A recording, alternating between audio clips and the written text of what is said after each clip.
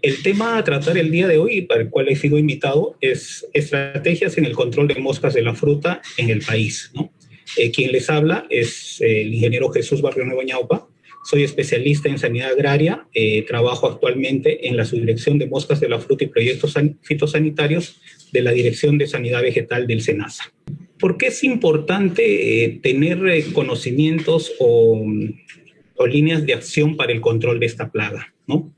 Porque sabemos que alrededor del mundo se han descrito aproximadamente más de 4.000 especies de moscas de la fruta, destacando por su importancia cuarentenaria, es decir, por los riesgos que puede traer cuando ingresa a un país o cuando está en un país, principalmente los géneros Ceratitis, Anastrefa, Bactrocera, Ragoletis, entre otros, ¿no? Actualmente en el Perú, de estos géneros importantes, los más importantes que están presentes en el país es principalmente el género Anastrefa, que es el género oriundo del continente sudamericano, y es por eso que tenemos una gran diversidad de especies de Anastrefa dentro de este gran grupo, y la especie Ceratitis capitata, que pertenece al género Ceratitis, ¿no? Son los dos géneros, ¿no? Presentes en el país, los mismos que, debido a su presencia, causan daños directos que generan restricciones para el ingreso de frutas frescas tanto a mercados internacionales como también al mercado nacional, al mercado local, ¿no? Aparte de eso, las moscas de la fruta constituyen una de las principales plagas de frutales y hortalizas en el país, ¿no? Y son organismos muy dinámicos con un poder extraordinario de adaptación al medio ambiente. Por eso que, por ejemplo, Ceratitis capitata, que no es una especie oriunda ni del continente ni del país, ¿no? Sino es de otro continente, ha ingresado al país y se ha adaptado, ¿no? Y es así, por eso es que se tienen, digamos, programas o acciones de vigilancia que en forma constante y en forma, digamos, periódica se va monitoreando el posible ingreso de otras especies, como por ejemplo podemos decir Ragoletis o Bactrocera, que no están actualmente en el país, pero que su ingreso podría poner, digamos, en riesgo cultivos que son hospederos de esta plaga, ¿no? Y que al final podrían, digamos, adaptarse en estos medios. Igualmente, estas son las 5 especies de moscas de la fruta de importancia cuarentenaria que se tienen en el país. Como les decía, en el género Anastrefa, ¿no? Es un gran grupo, ¿no? Se tiene descritas más de 400 especies, si no me equivoco, entre las cuales a nivel país ya hemos llegado a identificar un promedio de 84 especies. Pero no todas son importantes, definitivamente, porque hay anastrefas, especies del género Anastrefa, que son, digamos, habitan en hospederos silvestres que no son de importancia económica. Las que atacan a todos aquellos cultivos de importancia, más que todo porque son cultivos orientados a la agroexportación, generalmente es Ceratitis capitata, o comúnmente, como que diga, la mosca del Mediterráneo. Luego tenemos Anastrefa fraterculus, que es, digamos, dentro del complejo Anastrefa, es la que está más dispersa en el país, ¿no? La Anastrefa serpentina, Anastrefa distinta y Anastrefa oblicua. ¿Cuál es la estrategia como país, digamos, y que como SENASA hemos implementado para el control de esta plaga, ¿no? Principalmente hay que conocer que esta estrategia tiene una característica y que debe de ser de conocimiento y de manejo de todos aquellos, porque no solamente SENASA implementa acciones o campañas de control, también puede ser organizado por los gremios, puede ser organizado por una organización de productores o puede ser organizado por los gobiernos locales, ¿no?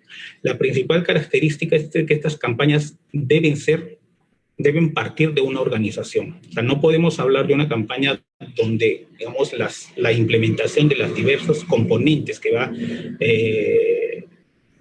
se va a ejecutar en esta campaña, cada componente, digamos, va a ser manejado de distinta forma o no va a tener un único fin, ¿no? Por lo tanto, debe partir de una organización, que es lo más, digamos, fundamental dentro de una campaña de moscas de la fruta, ¿no? ¿Cuál es el objetivo que se tiene dentro de estas estrategias de intervención? Principalmente es el alcanzar un estado sanitario de moscas de la fruta en el ámbito intervenido, ¿no? En el caso de SENASA, por ejemplo, nosotros tenemos objetivos de establecer áreas, digamos, erradicadas o áreas libres de la plaga.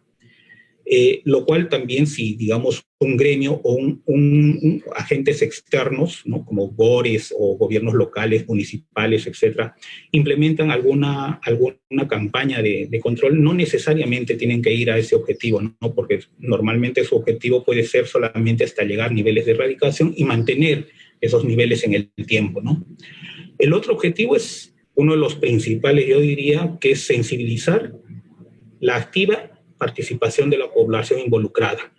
Y al referirme a población involucrada, no solamente nos referimos a los productores. Sabemos que la participación directa de los productores es lo principal, pero también buscamos y motivamos que los otros agentes externos, como es la población de las zonas urbanas, los comerciantes, los transportistas, los mismos estudiantes, se involucren en estas campañas, ¿no? Lo cual nos va a conllevar a conseguir el objetivo que nos estamos planteando.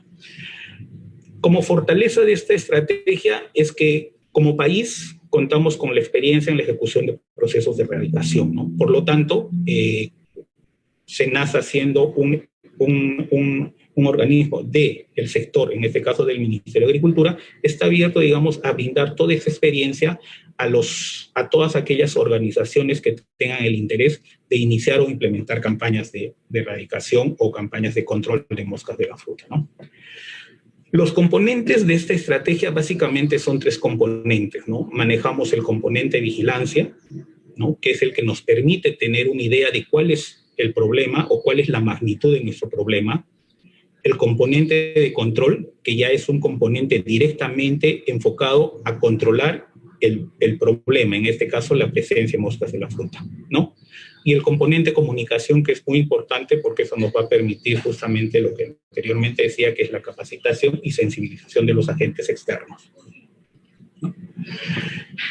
La estrategia aplicada a nivel de país para el control de moscas de la fruta, nosotros le hemos ido, digamos, un poco trabajando y mejorando desde el año 1990, ¿no? Cuando iniciamos nuestras acciones de control en la parte sur del país, específicamente en las regiones de Tacna y Moquegua, ¿no? En el año 1990 se inició las acciones de control orientadas a un objetivo específico, en este caso como país, era obtener áreas libres, ¿no? A lo largo de todos estos años hemos ido ampliando nuestras áreas de intervención, vamos a decir, creciendo de región a región, y eso nos ha permitido mejorar la calidad y definir, digamos, la estrategia que actualmente venimos implementando, ¿no? Las metodologías que venimos implementando, ¿no? Como característica es que nosotros dentro de esta estrategia, ¿no? Podemos decir que en 4 años de intervención nosotros podemos llegar a un objetivo final, ¿no? Que en este caso sería el área libre. Eso es para el caso de SENASA, ¿no? En el caso que no sea SENASA quien implemente esa campaña, sino son otros organismos, ¿no? Como les decía, pueden ser gobiernos regionales, gremios, etcétera, no necesariamente van a llegar a este objetivo. Su objetivo puede ser establecer, digamos, una etapa de erradicación, ¿no? Donde mantener los niveles bajos de la plaga. Por lo tanto, su campaña o su estrategia de intervención fuerte debe ser en 2 años para que los siguientes años sean de mantenimiento o sostenibilidad del objetivo al cual han llegado, ¿no? Para llegar a esto, nosotros manejamos una estrategia basada en procesos y etapas, ¿no?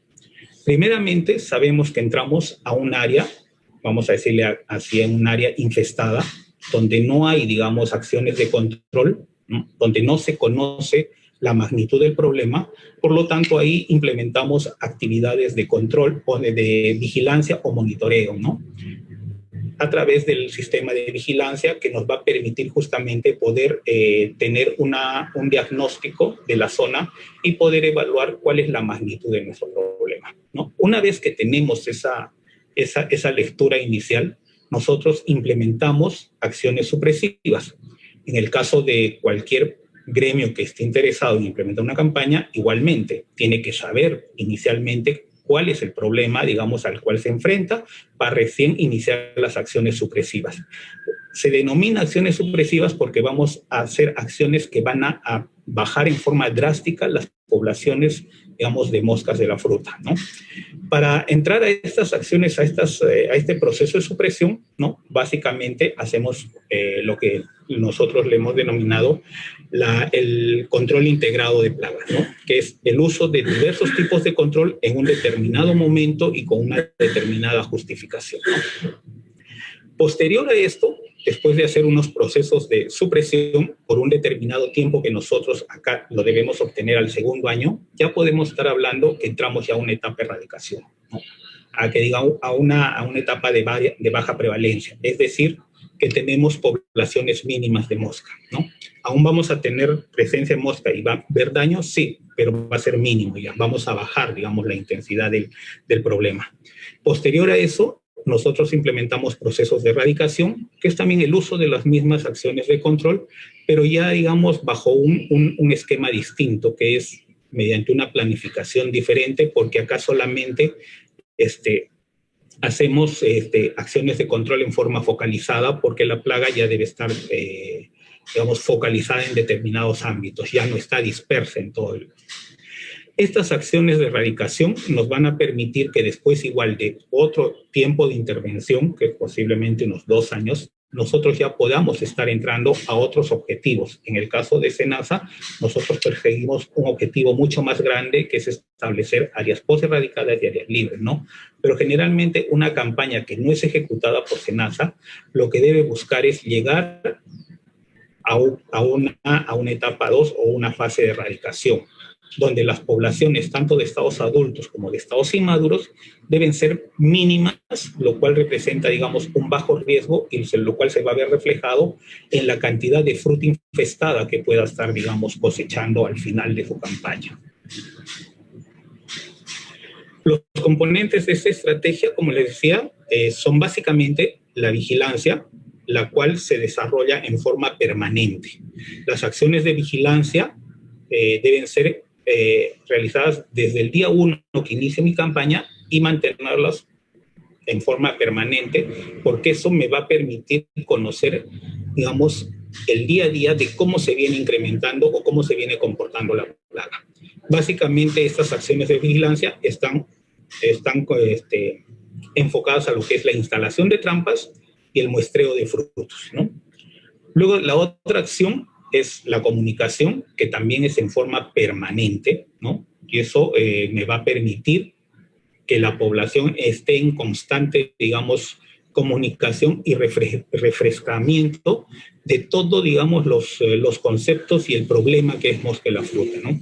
Porque hay que saber que a la población siempre hay que estar, digamos, un poco detrás de ellos, ¿no? ¿Por qué? Porque a la población en un inicio puede ser muy participativa, pero a través del tiempo, como las acciones se van manteniendo, un poco que se retrae la población y ya deja el interés que mostró en un principio.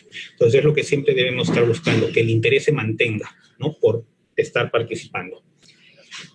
Las acciones de control, básicamente dentro de la estrategia que se maneja, es coberturar con 100% la aplicación de cebos en una primera etapa, que es la supresión, ¿no?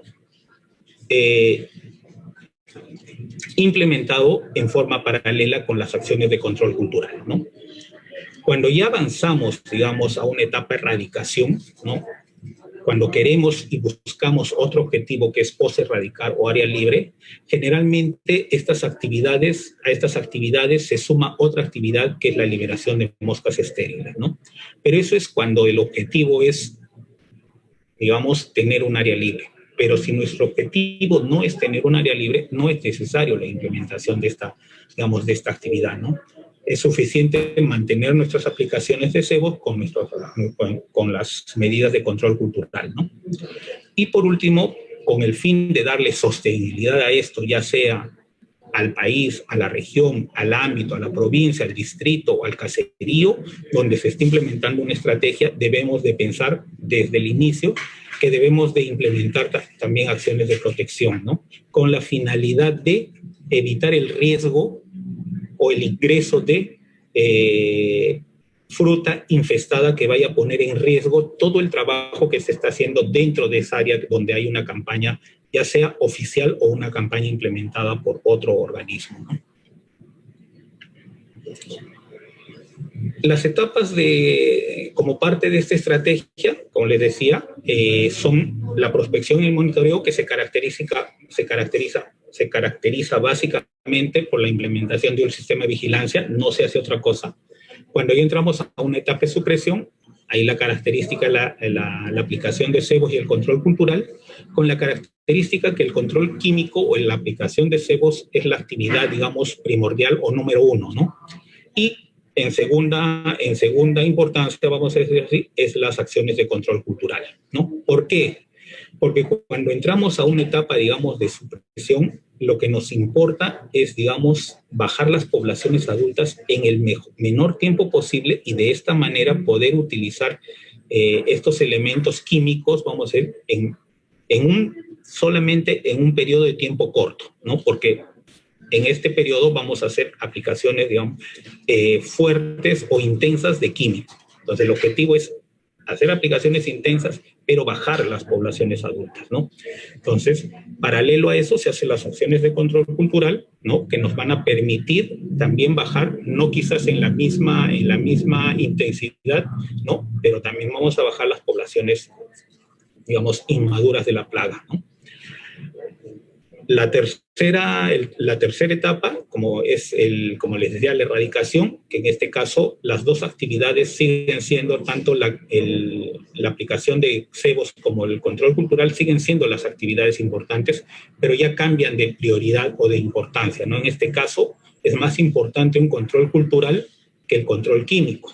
¿Por qué? Porque el control cultural, como la plaga ya la tenemos ya relegada o vamos a decir arrinconada en un determinado sitio, ya no hay mucha presencia de adultos, ¿no? Entonces, lo que nos importa a nosotros en este momento es saber dónde están las poblaciones de inmaduros con el fin de poder hacer los trabajos preventivos para evitar que la emergencia de estos adultos pueda, digamos, nuevamente incrementar la presencia de los estados adultos en el ámbito donde estamos interviniendo, ¿no?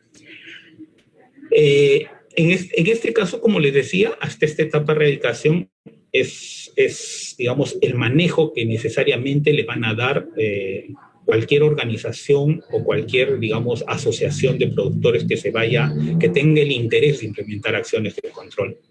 Ya las dos subsiguientes etapas, que es la poserradicación y prevención, en este caso es digamos, de prioridad para aquellos ámbitos donde ya establecemos como objetivo establecer el área libre, ¿no? En este caso, una etapa poserradicación es cuando ya no tenemos mosca y lo único que, digamos, hacemos es hacer acciones preventivas para poder eliminar aquellos focos o aquellos eventos que puedan estar presentándose, ya sea por riesgo del ingreso de fruta de afuera o por riesgo, digamos, de la misma, del mismo movimiento que es propio de las personas, ¿no? Como consumidores, como trabajadores vamos llevando, ¿no? Y por último, ya la etapa de erradicación, donde solamente hacemos igualmente acciones preventivas porque se supone que ahí ya no tenemos mosca, ¿no? Como les decía, dentro de la estrategia tenemos tres componentes, ¿no? La vigilancia, el control y la comunicación, ¿no? Como vigilancia, sabemos que el sistema de vigilancia nos va a permitir tener un diagnóstico y para eso se hace uso de determinadas trampas, ¿no? Que es lo que se denomina el sistema de trampeo, ¿no? Necesitamos instalar en nuestros predios trampas con el fin de monitorear cómo está, digamos, el nivel poblacional de la plaga. Para el caso de mosca de la fruta, se tiene, digamos, ya trampas diseñadas oficialmente y que se manejan a nivel de todos los países, ¿no? Y que tienen ciertas características para hacerlas específicas también para mosca de la fruta, ¿no? Por su, digamos, por su naturaleza, por la composición que tienen o por los elementos que se utilizan para esto, ¿no? Principalmente, como les dije en un inicio, el problema en el Perú es el complejo anastrefa con 4 o 5 anastrefas importantes y la especie Ceratitis capitata, ¿no? Entonces, nosotros a nivel de país y cualquier asociación que tenga el interés de implementar una estrategia de control debe de implementar un sistema de vigilancia y para esto debe implementar determinadas, digamos, redes, ¿no? Si bien es cierto, como SENASA nosotros utilizamos dos trampas, en este caso, por ejemplo, la trampa Jackson, que es específica para Ceratitis capitata y específica para machos, ¿no? Y que usa su atrayente es de naturaleza químico, de naturaleza, digamos, sexual, del comportamiento sexual de la mosca, ¿no?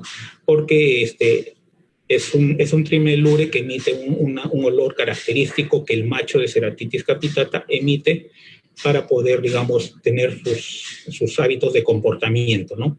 En este caso se usa un atrayente sintético del trimelure, ¿no? Que va a atraer a machos de Ceratitis capitata.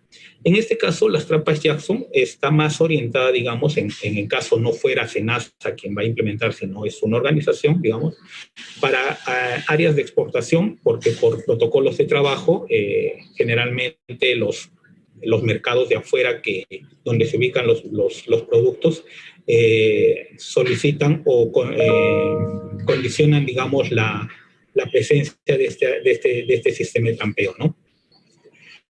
En el caso, digamos, de que no sea eso y queremos hacer un monitoreo no con el objetivo de ubicar nuestro producto en el mercado, podemos hacer también el uso de trampas McFly, que también es para ceratitis y que te captura machos y hembras también, ¿no? Entonces, en el caso de las trampas McFly, ¿no? Acá está un poco mal, es McFly, no es multilure, ¿no? Se caracteriza porque es una trampa, digamos, líquida, ¿no? Cuando cuando usamos el atrayente es un líquido, es una trampa líquida, pero también puede ser una trampa seca si usamos otro tipo de atrayentes que no van a necesitar de un medio líquido, ¿no? Para funcionar, para tener el objetivo de atracción, ¿no? En el caso de las trampas McFly, nosotros las utilizamos, digamos, para lo que es el monitoreo de anastrefas, pero como repito, también puede ser usado para el monitoreo de ceratitis, ¿no? En el caso nuestro, utilizamos con un atrayente líquido, un atrayente de naturaleza alimenticia, que son peles de levadura, que los diluimos en agua y se convierten en un atrayente alimenticio y atraen a especies de mosca de la fruta, ¿no?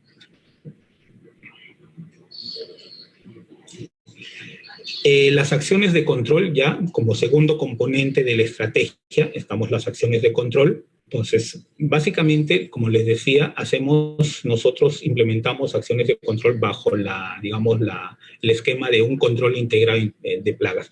Es decir, utilizamos diferentes métodos de control o medios de control para de diferentes estadios, digamos, de la plaga, ¿no? En determinados momentos, ¿no? Básicamente las dos actividades principales que nosotros implementamos son el control cultural y el control químico. Sin embargo, existen otro tipo, digamos, otra gama de controles que se pueden usar, ¿no? O sea, que son, dentro de una campaña pueden ser usados, ¿no? Como por ejemplo el control etológico, ¿no? O digamos dentro de las acciones de control cultural puede haber diversas, más adelante lo vamos a ver, diversas, digamos, otras acciones, ¿no? Que se pueden usar, ¿no?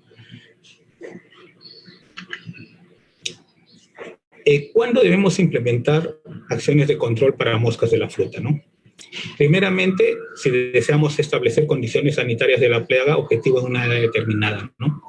Y puede ser por un organismo nacional de protección fitosanitaria, en este caso por el SENASA, digamos, a nivel país es el Organismo Nacional de Protección Fitosanitaria, o también puede ser por los productores, o también puede ser por los gobiernos locales, ¿no?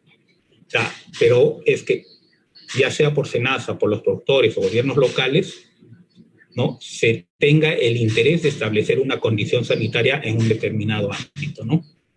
O en este caso, que es lo más usual en el caso de SENASA, ¿no? Para el reconocimiento por parte de otro país de una determinada condición fitosanitaria, ¿no? Como les decía, para ubicar los productos en los mercados de afuera, generalmente los países tienen ciertas restricciones fitosanitarias, ¿no? En el caso de mosca de la fruta, los principales indican que tiene que venir, digamos, si son países libres de esta plaga, entonces lo mínimo que ellos exigen es que vengan de zonas donde la plaga se encuentre en digamos, bajo un control oficial digamos, bajo un estatus de escasa prevalencia, o sea, de niveles de MTD o de presencia de moscas adultas bajísimos, ¿no?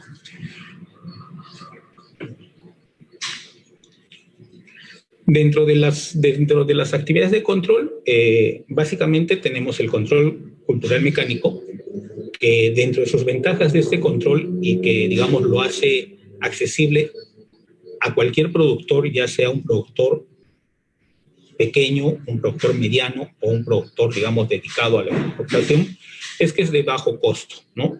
No implica, digamos, la inversión de muchos recursos, ¿no?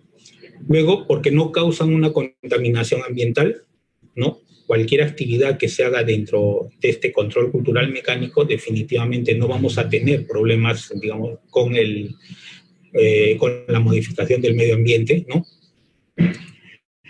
Muchos son selectivos y generalmente compatibles con otras prácticas, ¿no? O sea, si hacemos otro tipo de controles, vaya control químico o algún otro control, digamos, físico, o en este caso, digamos, lo que nosotros implementamos, las liberaciones de insectos estériles, o sea, su implementación de estos tipos de control no hacen que este control no sea aplicable, ¿no? Al contrario, es tan amigable que normal lo podemos seguir haciendo, digamos, y vamos a tener grandes beneficios, ¿no? Una sola actividad puede controlar varias plagas simultáneamente, ¿no? Por ejemplo, cuando nosotros hacemos recojo de frutos, si bien el objetivo es recoger la fruta porque vamos a eliminar los estados inmaduros que están en la fruta, pero al momento de recoger la fruta también podemos estar eliminando otro tipo de insectos que son plaga, ¿no? O podemos estar, digamos, al momento de, digamos, de hacer todo el barrido para recoger toda la fruta, podemos estar haciendo el volteo del suelo y también eso va a implicar, digamos, que podemos estar, indirectamente podemos estar accionando el control hacia otro tipo de problemas en el medio, ¿no? Y lo último es que definitivamente este tipo de control, como otros controles, no genera resistencia en el tiempo, ¿no?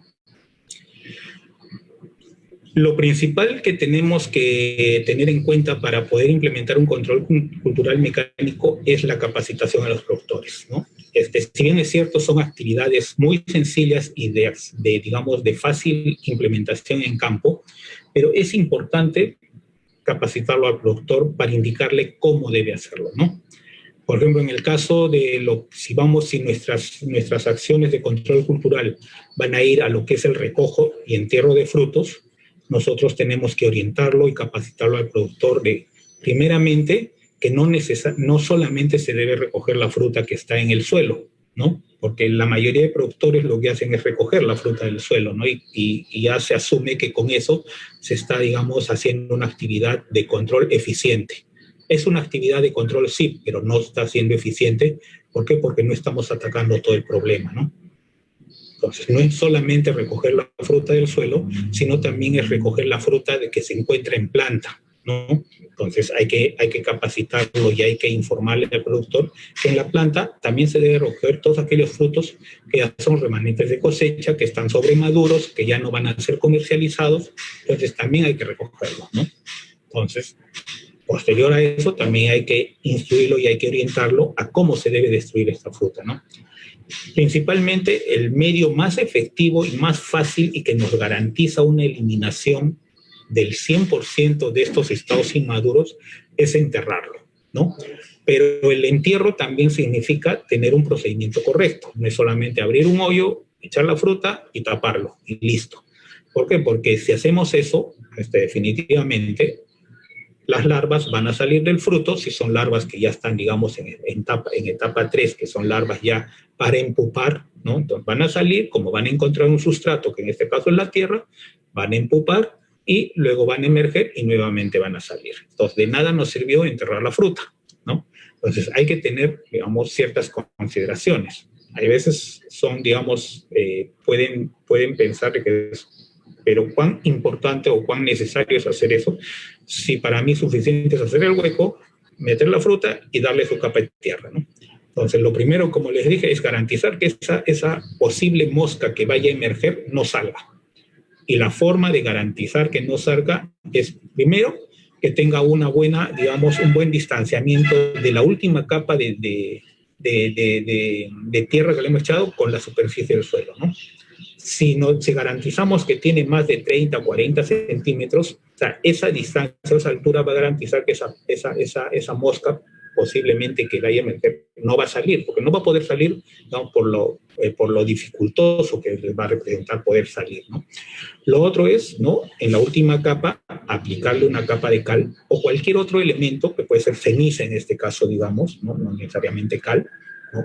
Puede ser ceniza, pero que nos va a garantizar que va a ser un elemento, digamos, tóxico para aquellas posibles emergencias que pueda haber, ¿no? Entonces, bajo esas consideraciones, nosotros vamos a tener la seguridad que el entierro de la fruta nos va a estar sirviendo como una actividad o como un medio de control eficiente, ¿no? Otras prácticas culturales que también se pueden hacer y que deben ser, digamos, de frecuencia o de actividades diarias del productor, ¿no? Es el control de malezas, ¿no? Porque permite el control de larvas y pupas en las copas del árbol, evitando el establecimiento de la mosca, ¿no? ¿Por qué? Porque sabemos que, si bien es cierto, posiblemente las moscas, que esa maleza puede ser un medio también de reproducción, porque nadie sabe si esa maleza puede tener algún tipo de fruto que puede ser, digamos, apetecido, o puede tener las condiciones idóneas para que la mosca pueda reproducirse ahí. Ese es uno. Lo segundo es que esta presencia de malezas nos va a permitir darle ciertas condiciones favorables a aquellos estados inmaduros que lleguen a suelo y puedan empupar, porque van a tener una buena humedad, van a tener una buena temperatura, y eso va a garantizar que haya una buena, digamos, que todos los estados inmaduros que lleguen a suelo luego se conviertan en adultos, ¿no? Entonces, quitar esas malezas, limpiar ese suelo, justamente nos va a garantizar, vamos, quitarle esas condiciones idóneas para que la plaga siga cumpliendo su ciclo biológico, ¿no? Luego tenemos el rastrilleo de suelos, que igualmente eso nos va a permitir voltear el suelo y nos va a permitir exponer, digamos, hacia las condiciones del medio a las pupas o a los estados inmaduros que puedan estar ahí, ¿no? Sabemos que la pupa, al estar enterrada en el suelo, la pupa es el último estado de desarrollo de la mosca para emerger adulto, ¿no? Y forma un cocón, vamos a decirle, como un estuchito de protección que lo protege justamente de que excesivas temperaturas o otro tipo de, digamos, de enemigos que puedan presentarse,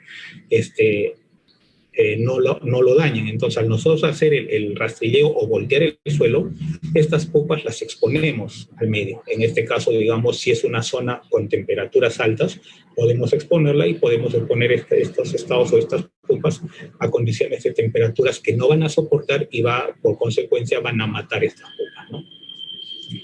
Luego, las podas sanitarias es, digamos, otra actividad importante, porque eso nos va a permitir mantener o quitar las condiciones idóneas para que la mosca pueda refugiarse, ¿no?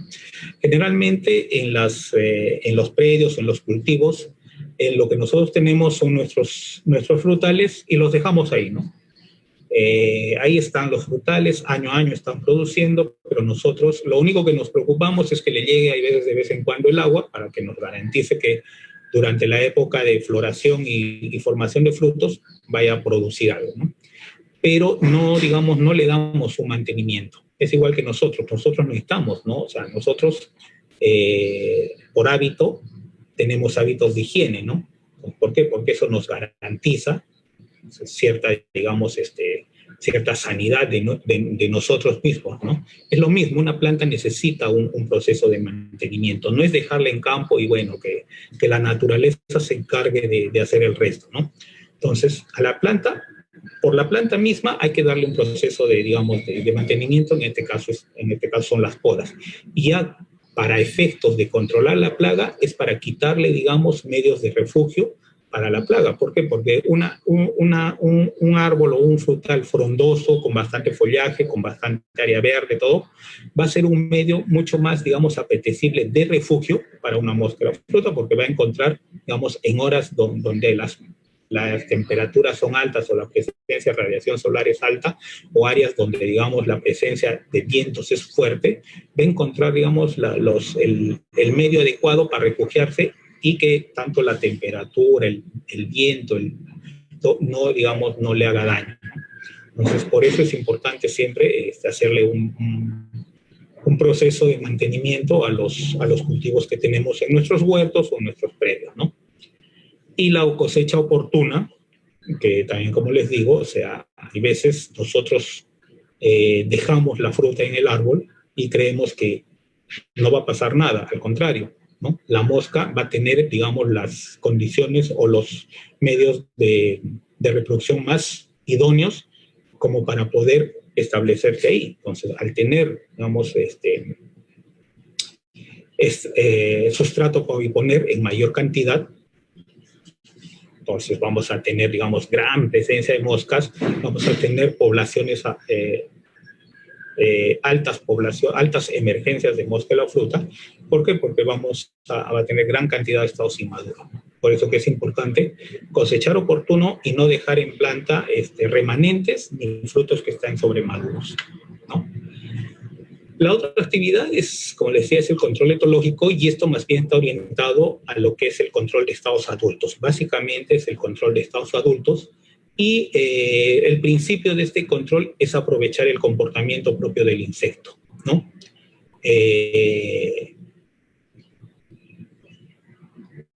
Generalmente, dentro de lo que es el control etológico, los productores utilizan, y como SENASA también nosotros muchas veces recomendamos, e inclusive en algunos pequeños ámbitos lo implementamos, es el uso de trampas caseras, que le llamamos, ¿no? O al final lo que recomendamos, hacer un trampeo masivo, ¿no? Entonces, justamente el uso de trampas caseras es aprovechar el hábito alimenticio. En este caso, este control va a aprovechar los hábitos alimenticios de la mosca. ¿Por qué? Porque usamos, digamos, como elemento atractivo un atrayente de naturaleza alimenticia, que en este caso puede ser, hay diferentes, digamos, insumos que se utilizan para esto, desde las proteínas, las levaduras de torula, puede ser lo que comúnmente y siempre se usa, y lo que es conocido, digamos, por los productores, más el uso del fosfato diamónico, ¿no? Hoy en día ha salido, digamos, en el mercado, ya tenemos otro tipo de atrayentes, otro tipo de proteínas con estas características, ¿no? Que ya nos permiten comprar eso y solamente utilizar una botella o una trampa, una determinada cantidad de este insumo que ya viene ya listo, y lo implementamos en campo, ¿no? Entonces, el control ecológico generalmente nosotros lo recomendamos en lo que denominamos los trampeos masivos, ¿no? O lo que comúnmente podemos llamarlo como el uso de, digamos, un gran número de trampas en una determinada área, ¿no? El principio es el mismo que las trampas que usamos para el sistema de vigilancia, para el monitoreo de la plaga. La diferencia está que en este caso vamos a usarlo para control. Por lo tanto, ya no necesitamos utilizar, o no solamente deberíamos utilizar una trampa por hectárea, digamos, ¿no? Acá no, como necesitamos hacer control y como lo que necesitamos es capturar la mayor cantidad de moscas adultas, en este caso es utilizar más de 40, 50 trampas por hectárea, ¿no? Para que tenga efectivamente, cumpla este objetivo. La otra actividad es el control químico, que también está orientado al control de estados adultos de la plaga, y igualmente que el control cultural. Para esto lo que necesitamos partir de una capacitación a los productores, ¿no? ¿Por qué? Porque el uso de químicos para el control de estados inmaduros, digamos, para moscas de la fruta, es particular. No es como usar un químico para el control, digamos, de trips, o el control de arañita, digamos, ¿no? ¿Por qué? Porque generalmente ahí hacemos aplicaciones indundativas, o sea, agarramos un equipo de aplicación, ¿no? Puede ser una mochila manual, una mochila a motor, y comenzamos a hacer fumigaciones y aplicaciones en todas las plantas presentes en el medio, ¿no? y a discreción, vamos a decirlo así, ¿no? En el caso de mosca de la fruta, no, ¿no? En el caso de moscas de la fruta, para el control químico, utilizamos el principio del cebo, ¿no? Entonces, es por eso que necesitamos capacitar. Nosotros como SENASA capacitamos a nuestro personal. Los fondos donde se implementan estas acciones tienen que capacitar a su personal también, ¿no? Y el mismo productor, si lo hace en forma individual, también tiene que conocer cómo debe, digamos, aplicar estos cebos en sus cultivos, ¿no? Entonces, la capacitación, luego es la aplicación de cebos, como le decía, ¿no? El control químico de moscas de la fruta es mediante la aplicación de cebos, ¿no? ¿El cebo qué es? El cebo es justamente es un elemento o es una sustancia que se usa en una pequeña cantidad y que sirve como un, digamos, como un elemento de atracción que va a engañar a la mosca, ¿no? Va a ser como, esa es la definición de cebo, ¿no? Algo que te va a engañar y te va a atraer, ¿no? Entonces, en este caso, nosotros, en el caso de SENASA, hacemos el uso, digamos, de un insumo que ya viene desde el laboratorio, desde el laboratorio, desde la planta donde lo producen, ya viene, digamos, formulado como cebo. Entonces, es mucho más, digamos, manejable para el caso de nosotros por la cantidad de gente que manejamos, ¿no? Pero no necesariamente tiene que ser el uso de ese cebo formulado, ¿no? Porque nosotros mismos podemos preparar nuestro cebo, ¿no? El principio es que debemos hacer uso primero de un producto, primero que esté registrado, eso sí, ¿no? Por lógica, tiene que ser un producto que esté registrado en SENASA, no partiendo de eso. Luego tiene que ser un plaguicida de moderadamente tóxico para abajo, ¿no? Luego tiene que ser un plaguicida cuya acción sea de ingestión, ¿no? Básicamente eso, ¿no? Que esté registrado, que sea de moderadamente tóxico para abajo y que su principio activo sea de ingestión, ¿no? En el mercado podemos encontrar muchos, digamos, plaguicidas con esas tres características, ¿no? El hecho está cómo voy a preparar mi cebo. Entonces, necesito el plaguicida, necesito un atrayente, ¿no? Porque el cebo es justamente, voy a traer la mosca, pero esa mosca que se vea atraída tiene que haber algún elemento que lo mate. O sea, tiene que haber un elemento que lo atraiga y un elemento que lo mate. Entonces, el elemento que lo mata es el plaguicida, ¿no? Y el elemento que lo atrae es un atrayente de naturaleza alimenticia, ¿no? Entonces, que generalmente es un insumo formulado a base de, digamos, de azúcares, ¿no? De derivados de diversos, puede ser azúcares de maíz, azúcares de la caña de azúcar y otros elementos, ¿no? En el mercado tenemos, se les denomina proteínas hidrolizadas y en el mercado, en las tiendas, digamos, comerciales de agroquímicos, encontramos una gama de este tipo de productos, ¿no? Entonces, para preparar el cebo yo necesito una parte de insecticida, ¿no? Con 3 partes de atrayente alimenticio y 96 partes de agua. Eso lo voy a llevar, digamos, a las proporciones en las cuales yo voy a manejar, ¿no? Si es una mochila de 20 litros, si es un cilindro de 200 litros, definitivamente mis proporciones tienen que ir en esa línea, ¿no?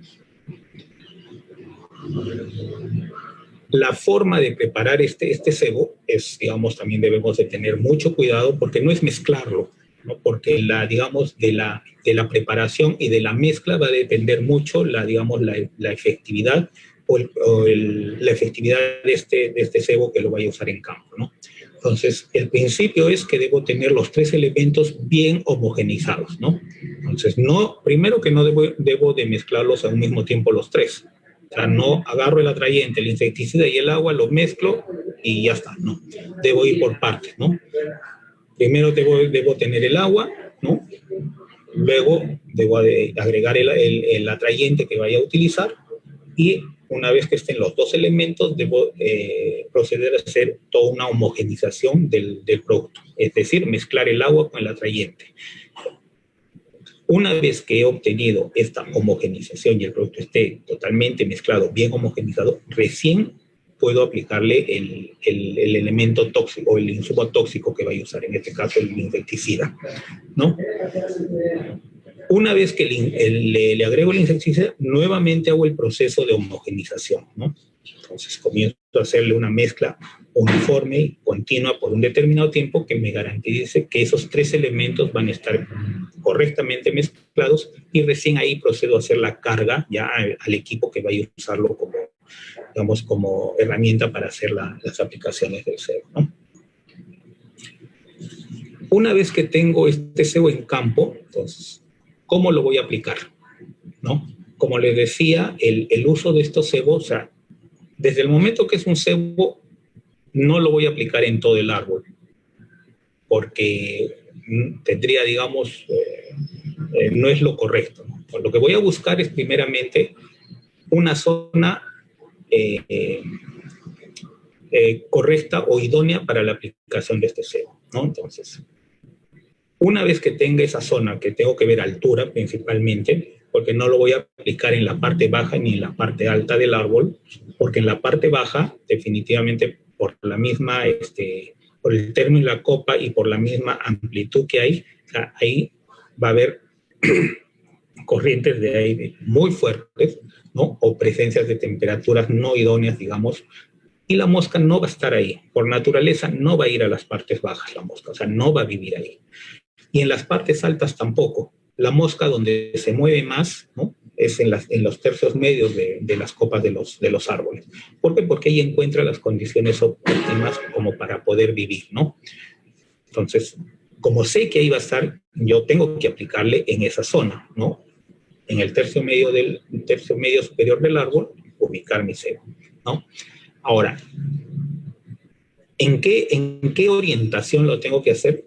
Entonces, todos sabemos que al tratarse de la aplicación de digamos, al hacer uso o manejo de un plaguicida, tenemos que protegernos nosotros. Entonces, partiendo de ese principio, no podemos hacer la aplicación en dirección contra el viento, sino tiene que ser, digamos, en dirección del viento para no tener, digamos, ese problema de que al momento de estar aplicando vamos a estar recibiendo gran cantidad de producto, ¿no?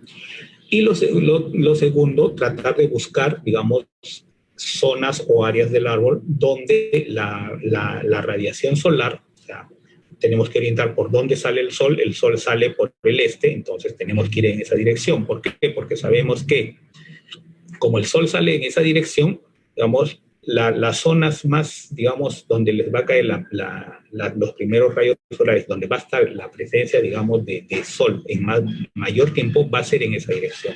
Entonces, tenemos que aplicar ahí. ¿Por qué? Porque también eso nos va a favorecer que la presencia de los rayos solares o la presencia de luz solar, ¿no? Hace que estos productos se activen mucho más, o sea, comiencen a emitir los olores, porque el objetivo es que este cebo comience a emitir olores que la mosca pueda recepcionar y pueda sentirse atraída e ir y buscar dónde está ese olor, ¿no? Entonces, justamente eso, la presencia de la luz solar va a hacer que digamos, estos olores tiendan a salir, ¿no?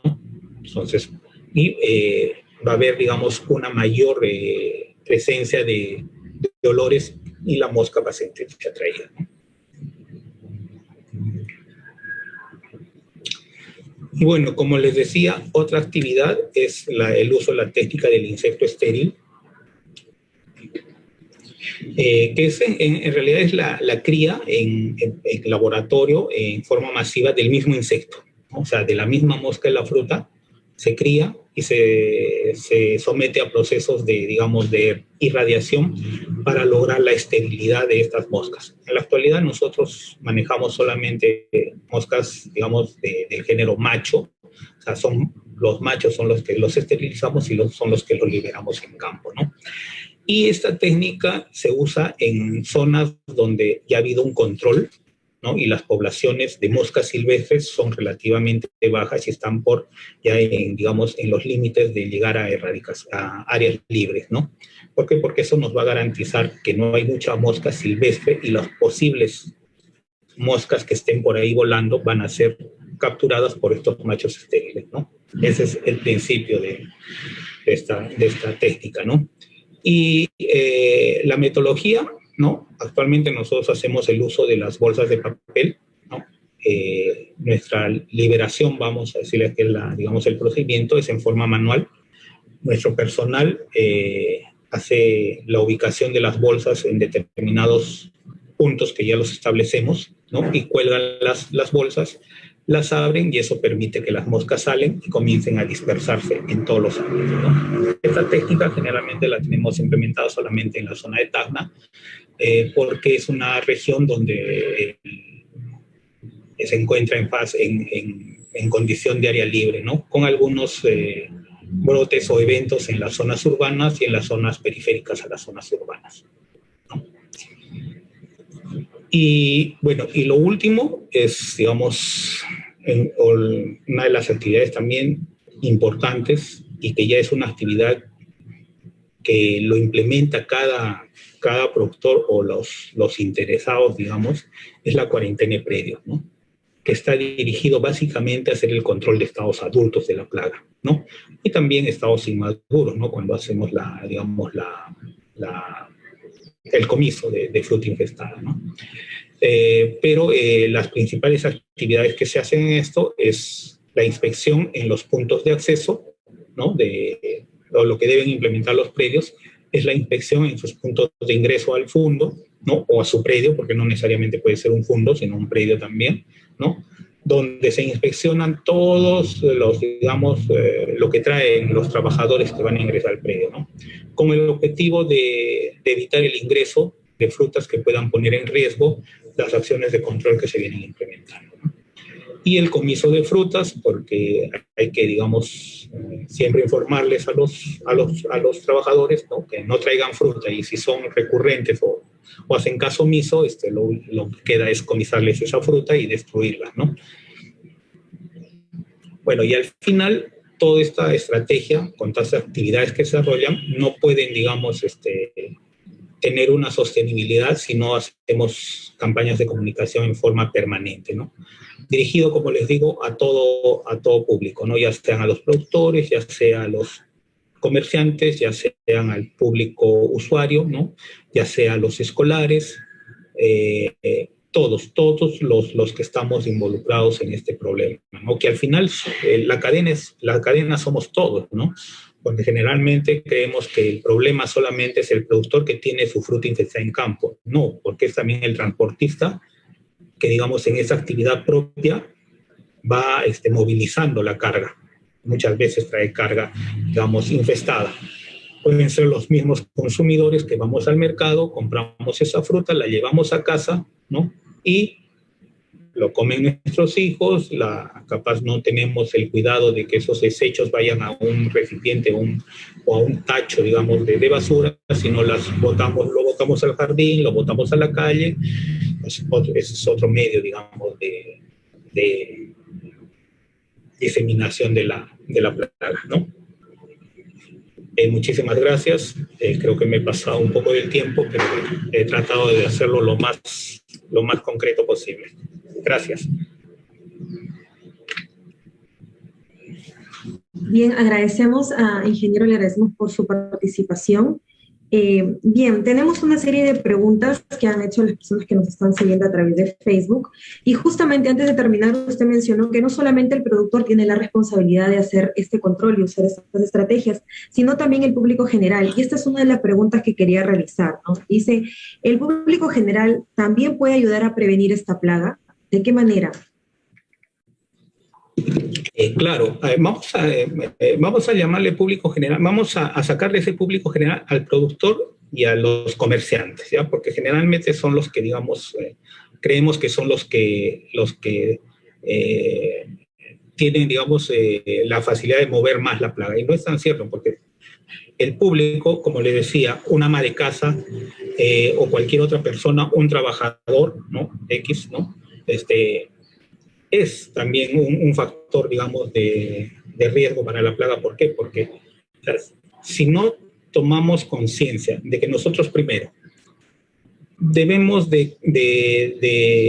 al momento de adquirir o de consumir nuestras frutas, debemos de tener el cuidado primero de que los desechos que vaya a originarse de esa fruta, ¿no? En este caso cáscaras, o la misma pulpa de la fruta, todo que es ya un desecho, tenemos que tener, digamos, vamos a decirle así, debemos acostumbrarnos a que estos debemos de ubicarlos en bolsas, digamos, o en bolsas de plástico o otro tipo de recipientes que van a garantizar que esto no se disemine, ¿no? Lo segundo es que no debemos de tener esa costumbre, digamos, de comprar cualquier fruta en cualquier medio. Estamos en la calle, compramos, comemos y comenzamos a botar por cualquier lado, ¿no? Entonces, porque eso también está poniendo en riesgo, digamos, que esa fruta pueda estar infestada y nosotros lo que estamos haciendo es botarla por ahí y va posiblemente esos estados inmaduros van a encontrar las condiciones idóneas y puedan estar emergiendo adultos, ¿no? Lo tercero es igualmente ser, y más que todo para las personas adultas, ¿no? Ser, digamos, los guías a los niños, a nuestros hijos, desde pequeños inculcarles esa cultura de sanidad, ¿no? Decirles siempre, digamos, lo importante que es tener digamos, un orden o tener unos principios de no botar en cualquier sitio la fruta. Si encontramos una fruta que posiblemente vemos que está, digamos, agusanado, tiene presencia de gusanos, igualmente comunicarlo a nuestros padres o a los profesores o a cualquier persona mayor que esté ahí, de que se deben, digamos, hacer ciertas, o se debe de tomar ciertas medidas para evitar que esa fruta pueda correr el riesgo de que se disperse en el medio, ¿no? A los comerciantes, ¿no? Siempre inculcarles que, si bien es cierto, digamos, la fruta que ellos venden es el medio de sustento, pero no por eso se justifica que, digamos, cuando ellos compren, también tienen que adquirir, digamos, fruta de calidad, ¿no? Fruta que efectivamente se vea, digamos, en condiciones buenas, de calidad, de apariencia buena, ¿no? Si veo que es fruta ya con, digamos, con presencia de estados inmaduros, en este caso gusanos, todo eso, no lo compro, no debo comprarlo, ¿no? Y peor, no debo venderlo tampoco, ¿no? Y si soy un comerciante igualmente, ¿no? Dentro del mercado, dentro de su asociación, también inculcar mucho que todo este tipo de desechos o esta fruta tiene que almacenarse o tiene que ubicarse digamos, en recipientes o en contenedores adecuados para que también, digamos, trabajar justamente con los gobiernos locales, municipales, las municipalidades, digamos, para que esa fruta sea recogida en tiempo oportuno y de la forma más correcta, ¿no? O sea, es un sinnúmero, digamos, de actividades que debemos implementarlas en forma diaria. No son difíciles, solamente es, digamos, un compromiso de cada persona. Muy bien, ingeniero. Una segunda pregunta. Nos dicen, ¿cuál es la efectividad del cebo que usa el SENASA para el control de mosca de la fruta? A ver, efectividad, bueno, nosotros como SENASA utilizamos un insumo que para los objetivos que nosotros nos trazamos como institución, ¿no? Es 100% efectivo, ¿no? Claro que solo no va a ser, digamos, no va a funcionar si lo usamos solo, ¿no? O sea, justamente ahí va lo que les comentaba como parte de la charla. Esto va asociado al uso de otras herramientas de control. Si lo uso el plaguicida o el insumo o el cebo que estoy usando, digamos, en forma única y solamente esa va a ser mi única acción de control, definitivamente no te va a representar o no vas a lograr ningún, digamos, control en el tiempo. Puede ser, digamos, un efecto de control, vas a tenerlo, sí, en forma temporal, pero en el tiempo no te va, digamos, a mantener esas acciones de control, ¿no? Entonces, el producto que usamos es efectivo, ¿no? Cumple el objetivo para el cual lo adquirimos o lo usamos, que es controlar los estados adultos de la plaga, ¿no? Es, digamos, vamos a decirle desde el punto de vista, es un poco más manejable logísticamente, porque como les decía, viene ya preparado y aparte de eso tiene un periodo de permanencia en el campo, un buen tiempo. Eso nos permite, digamos, poder hacer aplicaciones muy espaciadas, no aplicaciones, digamos, constantes, ¿no? Pero, como les digo, eso tiene que estar asociado, en el caso nuestro, por ejemplo, con las acciones de control cultural que hacemos, ¿no? si no hacemos un símil, o sea, no manejamos ambas cosas con la misma calidad, definitivamente, ni el químico que usamos ni las acciones de control cultural van a estar dando un resultado esperado, ¿no? Ok, muchas gracias, ingeniero. Vamos con otra pregunta. Nos dicen, ¿la mosca de la fruta en frutos silvestres es de la misma especie? A ver, no, definitivamente, como les decía, ¿no? O sea, nosotros monitoreamos, lo que hacemos es monitorear con las trampas que tenemos, capturamos moscas y de ahí tratamos de, si son especímenes que no han sido capturados anteriormente, porque generalmente ya Anastrefa ceratitis capitata, Anastrefa fraterculus, Anastrefa serpentina, entonces ya nosotros tenemos, digamos, el rango de hospederos, ya por todos los años que venimos trabajando, ¿no? Pero en el caso, si fuera una mosca, digamos, una especie que no ha sido capturada anteriormente y que cae en una trampa, lo primero que hacemos es buscar de dónde viene, ¿no? Porque tiene que tener algún hospedero de dónde se origina, ¿no? Entonces, y eso nos lo permite el sistema de vigilancia. Ahora, definitivamente, a un cultivo silvestre no tiene especificidad por algún tipo digamos, de especie de mosca de la fruta. Puede entrarle cualquier mosca de la fruta. Si se recuerda en la primera lámina, yo les decía por qué es importante esta plaga, porque es una plaga que se adapta muy rápido. O sea, ¿qué pasa? Y eso sí tenemos nosotros experiencia, digamos. ¿Qué pasa cuando tú tienes predominancia de una mosca en un determinado ámbito, ¿no? Y por las acciones de control, digamos, más que todo de control cultural, tratas de quitarle su hospedero principal. Digamos que sea la naranja, ¿ya? De una mosca X, la naranja. Entonces, como es el cultivo que tiene, digamos, mayor riesgo, entonces con mis acciones de control cultural yo voy quitándole ese sustrato. Entonces, la mosca, por naturaleza, tiene que buscar otro medio donde digamos, reproducirse. Entonces, si lo va a encontrar en un medio silvestre, en un fruto silvestre, lo va a hacer, ¿no?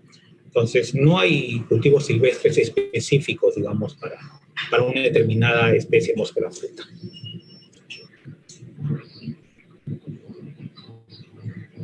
Ok, muchas gracias.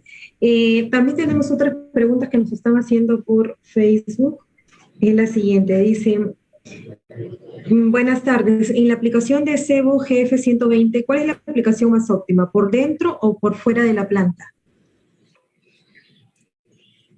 Nosotros lo que hacemos, lo más efectivo es hacerlo por la parte, vamos a decirle, el haz de las hojas, o sea, por la parte de afuera, ¿no? Eso es lo que, digamos, el producto está formulado y actúa, digamos, mejor bajo esas condiciones. ¿Por qué? Porque el GF120 es un producto fotosensible, o sea, para que pueda, digamos, tener un mayor poder de atracción, tiene que estar expuesto a determinada, digamos, a la radiación solar, ¿no? Ahí se va, digamos, el olor se va a volatilizar o va a botar con mejor facilidad ese olor, por los mismos, digamos, la descomposición de sus componentes químicos que tiene ahí van a hacer que digamos, puede emitir los olores, ¿no? Eso no quiere decir que en una zona donde no hay radiación solar, es más nublado, esto no va a ser efectivo, sí va a ser, pero va a bajar definitivamente, ¿no? O sea, lo mejor es hacerlo digamos, en áreas que están medianamente expuestas a la luz solar, ¿no? Entonces, pero, por ejemplo, cuando tenemos presencia, digamos, de zonas lluviosas, definitivamente ahí, o sea, por necesidad tenemos que aplicar por debajo de la copa del árbol, ¿no? En el en vez de las hojas.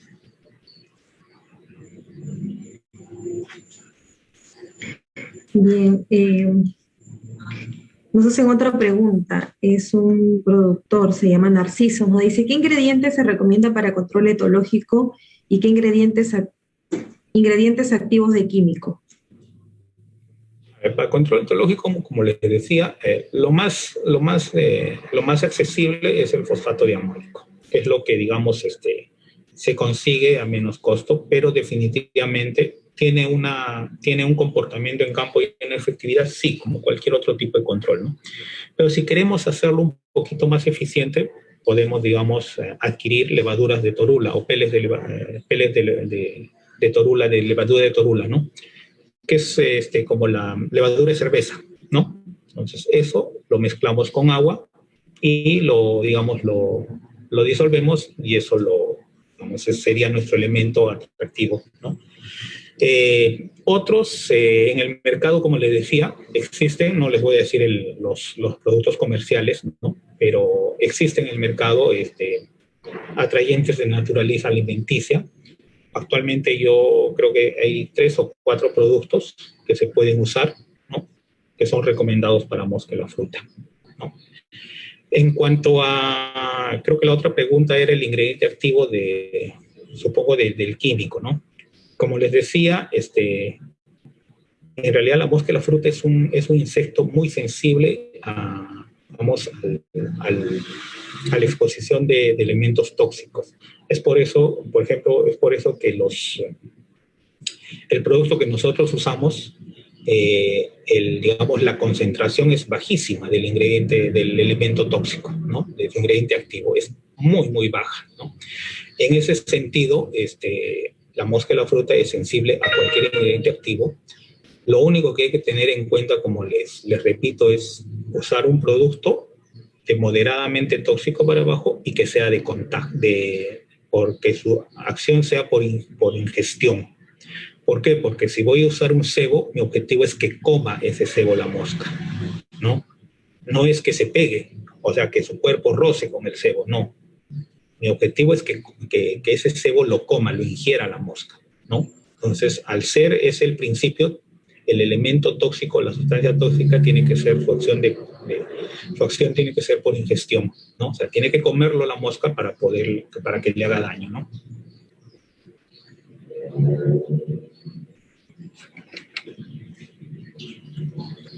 Muy bien, ingeniero. Finalmente, y esta es la última pregunta para finalizar, después de todo lo que hemos escuchado y todas las preguntas, ¿qué beneficio tiene un productor por sumarse a estas estrategias de prevención y de control? En primer lugar, el productor no tiene que sumarse, ¿ya? El productor, desde el momento que se dedica a producir cultivos frutícolas o hortofrutícolas hospedantes de esta plaga, está, digamos, tiene la obligación, no para su vecino ni para Senasa, no, sino tiene la obligación para él de hacer acciones de control. ¿Por qué? Porque eso le va a representar diversos beneficios. El primer beneficio es que, más allá que el producto, el cultivo, digamos, su destino final, posiblemente va a ser capaz su consumo propio, porque hay muchos productores que solamente, digamos, producen para su consumo propio de su familia, más allá que sea para el mercado local o más allá que sea para la exportación, ¿no? El principal beneficio va a ser, no es que va a tener más fruta, o sea, que si producía 40 toneladas, con estas acciones de control va a producir 50, no, va a seguir produciendo las 40 toneladas, ¿no? Pero la diferencia está en que antes producía 40, pero solamente podía vender 20, y 20 lo tenía que desechar, ¿no? Entonces, el principal beneficio va a ser ese, que ya ahora va a tener más producto para vender. Y al momento que decimos para vender, ¿quién se beneficia? El productor, porque va a tener mejores ingresos y eso le va a garantizar posiblemente una mejor calidad de vida, ¿no? Si no lo usa para vender, va a tener la garantía que la fruta que está cosechando o que está siendo, digamos, consumida por su familia, va a ser fruta de calidad, ¿no? Principalmente es eso. Y lo segundo ya es, digamos, algo ya como país, un beneficio como país, es que vamos a contribuir a que esta plaga en el tiempo, digamos, vaya bajando su presencia y por lo tanto las condiciones sanitarias como país con la presencia de esta plaga sean mucho más, digamos, asequibles para cualquier persona, tanto ya sea para el mercado local, ¿no? Porque vamos a tener nosotros como consumidores, vamos a tener la garantía que viene fruta, digamos, en buenas condiciones para ser consumidas, o como mercado de afuera, ¿no? Que vamos a los mercados de afuera van a tener la garantía que es una fruta que viene de zonas donde no hay la presencia de esta plaga.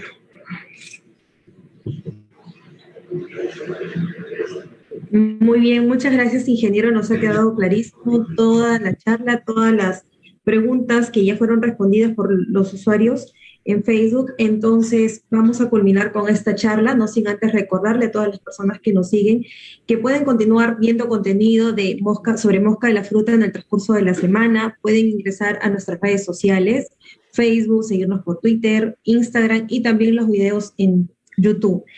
Agradecemos su participación, ingeniero Jesús Barrionuevo Ñaupa. No sé si tiene que decir algo final. No, nada más, solamente agradecerles primeramente a ustedes por la invitación y luego espero que en algo haya contribuido el conocimiento del problema que representa la mosca de la fruta y qué actividades o qué acciones podemos ir tomando nosotros como productores o como consumidores o como cualquier agente que esté inmerso en esta cadena de mosca de la fruta. Gracias nuevamente y hasta la próxima. Ok, muchas gracias. Agradecemos a todas las personas que nos han seguido. No se olviden de compartir este contenido. También va a quedar grabado para que ustedes lo puedan volver a ver con mayor tranquilidad. Muchas gracias a todos. Nos vemos en una próxima charla virtual.